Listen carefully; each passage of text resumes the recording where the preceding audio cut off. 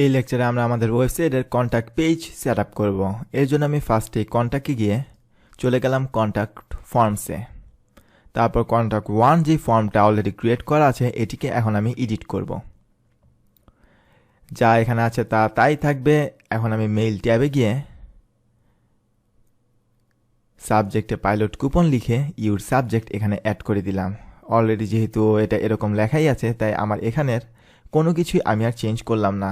টুতে আমার ইমেল দেয়া আছে, ফ্রমে আমার ইমেলটা দেয়া আছে বিজনেস ইমেল, আর বাকি সব অলরেডি ঠিকই আছে।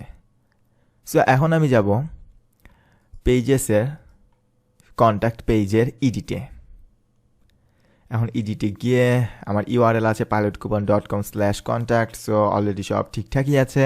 এখন আমি একটি কোড এখানে পেস্ট করব যা আপনারা নেক্সট লেকচারে পেয়ে যাবেন।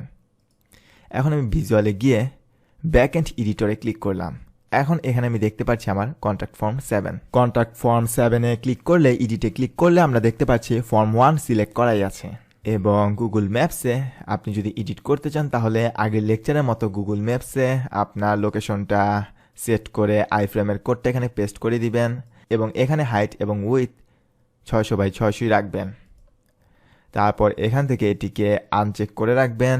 তারপর এটাকে টিক দিয়ে এখানে দিলাম ওয়াইড এবং এই ড্রপডাউন থেকে চুজ করলাম কন্টেইনার ফুল উইথ।